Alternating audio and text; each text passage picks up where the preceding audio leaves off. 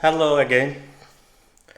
Today we will be talking about Sysmon, which is a free, not open source, free Microsoft utility that assists internal security that helps security teams or like system administrators to monitor low-level system activities, which includes uh, process creation, registry changes, file modes, network activities, so on and so forth. So basically, it at first it was created for a troubleshooting tool, but then it became a bigger thing, a big thing in security monitoring world because it is providing very good content, like good telemetry regarding the internals of operating system, Windows operating system, of course.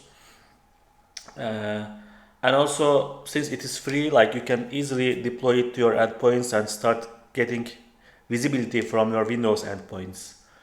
There is also a Linux version, a relatively new Linux version, but today we will only be focusing on Windows side. Maybe in future we can also talk about Linux version too. So Sysmon, uh, here you can find the solution here, like in sys internals page, and you can download here. And after downloading it, you can just install it from command line with this parameter like except ULN and dash e, which means install. And also you can you uninstall it using dash u.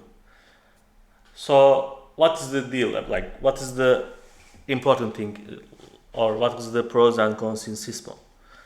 So first, configuration.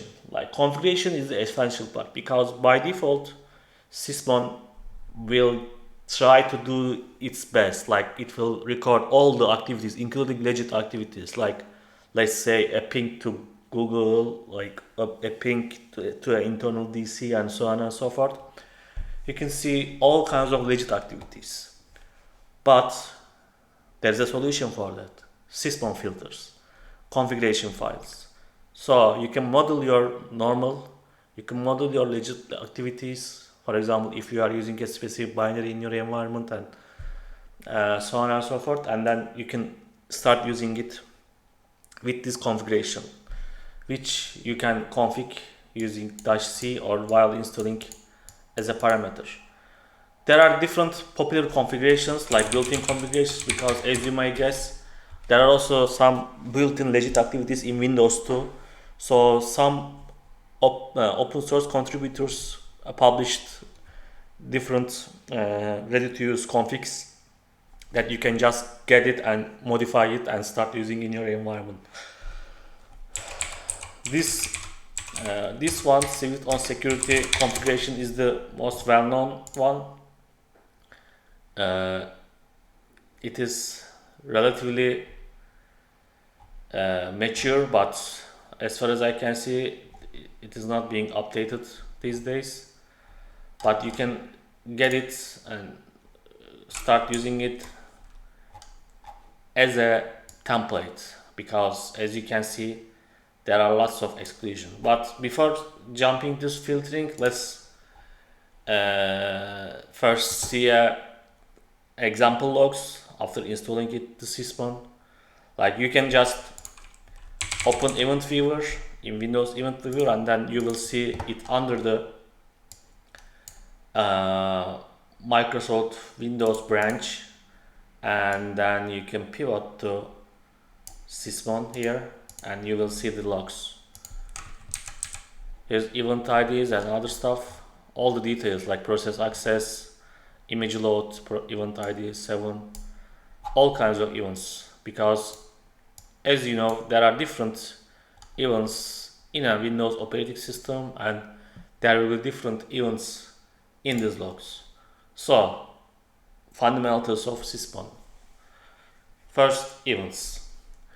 Event ID 1 is equivalent to process creation, and it logs any process creation by logging it with this event ID. Event ID 2 is process change a file creation time, which is for tracking the anti-forensics techniques, detecting the anti-forensics by modifying a file creation time. Event ID 3 is network connection that helps logging TCP UDP connections. 4 is Sysmon service state change, whether it is stop or start. This may help when an attacker try to stop your Sysmon service, or you are just monitoring your state of your Sysmon service. So you can use this event ID. 5, process terminated. Whenever a process terminates, this will be logged with some fields, of course. We will see in a second about that. Event ID 6, driver load. As you know, there are different drivers in Windows, like you can also install custom drivers, so this event ID logs these activities. Event ID 7 deals with image load, and when we say image load, you can think all kinds of DLLs and executables here, like binaries. You can think create remote thread. Event ID 8 is mostly used for tracking process injection or similar activities when some process creates a remote thread into another process. Most of the time we will be using it for detecting process injection and other stuff. Raw access read, it is for detecting the raw access for the disk, like disk access. Event ID 10 is for process access. Again, this can be used for detecting the process dumping attempts or any kind of process injection stuff. You can look this event ID. Event ID 11 is logs for file create, like whenever a process creates a file, this will be logged by Sysmon. 12, registry events, object create and delete. Sysmon use these abbreviations here, and it can monitor these registry changes. 13, registry event. This was for object creation and deletion, and this is for value set. And for event ID 14, this is key and value rename. Event ID 15, when a named file stream is created, this will be logged, especially for example, if you are trying to find an origin of a downloaded file and other stuff like mark of the web, you can make use of this. Event ID 16 is for service configuration change.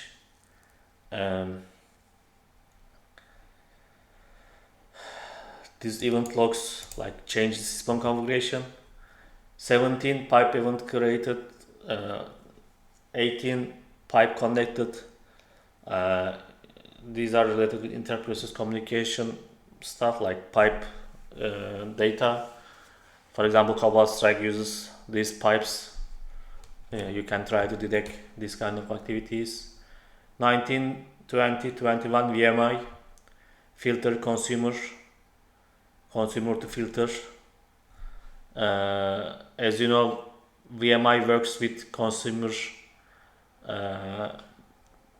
like VMI works this model like consumer, producer, and the filter. That is how Sysmon logs these activities. 22, DNS events, like event ID 3 was for network, all kinds of network events, but this is for DNS queries. And it also details it also logs the details of DNS query. 23 file delete, 24 clipboard change, 25 process tampering is a process images change, especially for detecting process hollowing and other activities. 26 file delete, this is especially for good for detecting the quick time file delete activities, like after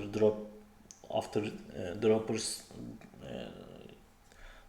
download something and delete immediately. You can see this kind of activities with this event ID. 26 file block executable. If an creation of an executable is blocked, you can see it here. This is a new functionality, file block. Again, 28 file block shredding. This is for detection for tools like STLate and other stuff. So yeah, this is the fundamentals of like basics of Sysmon event IDs. For example, let's go to an example event. Let's create an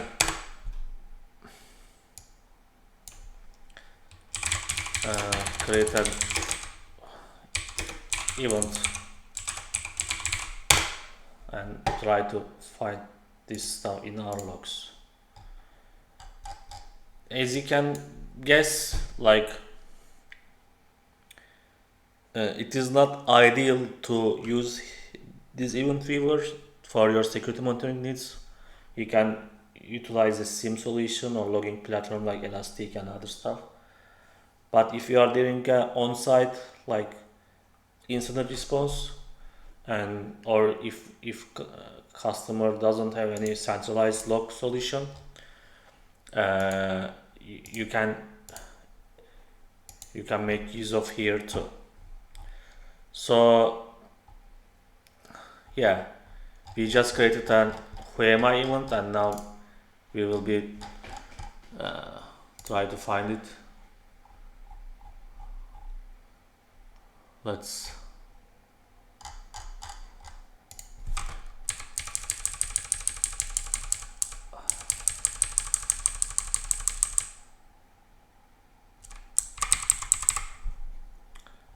looks like our event is also filtered, but no, here, yeah.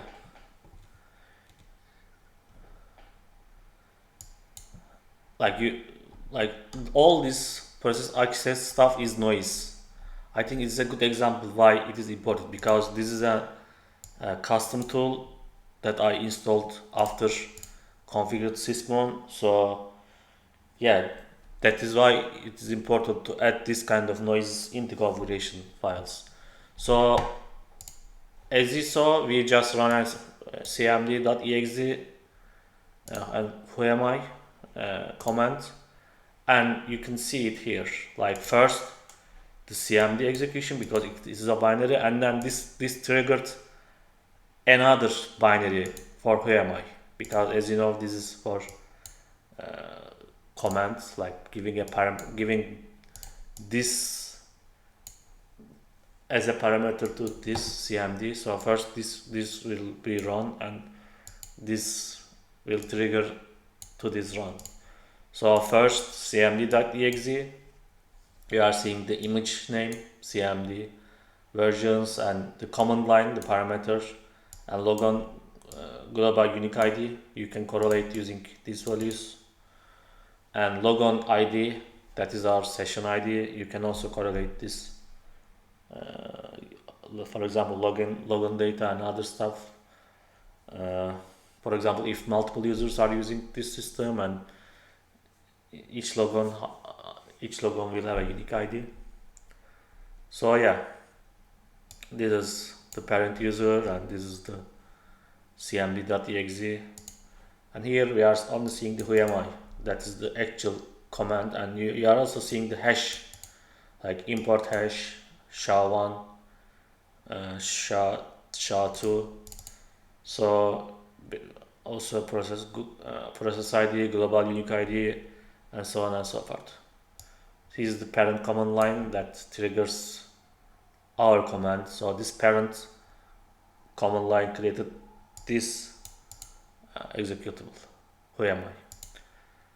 So after that, we are seeing a file create event.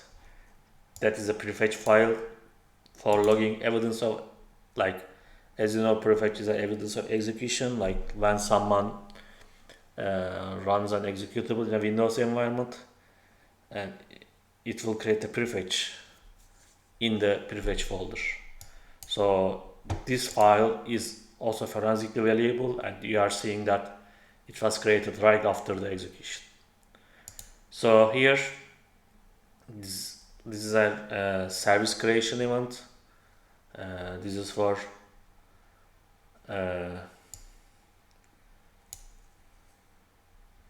actually no, not a service case. It is just a registry change, BAM registry change. Yeah, and another prefetch for CMD. And yeah, here's are the flow. CMD run, CMD triggered who am I process event. This created a prefetch for who am I. This created a prefetch for CMD. And yeah, you are seeing that creation UTC time and UTC time. As you can see, there is a time difference between these two. So yeah, this was the introduction to Sysmon video. I hope you enjoyed it. Next video, maybe we can talk more about Sysmon and other details. So thanks for watching this video. I hope you enjoyed it. Please like this video if you enjoyed it, and subscribe to channel. Yeah, thank you.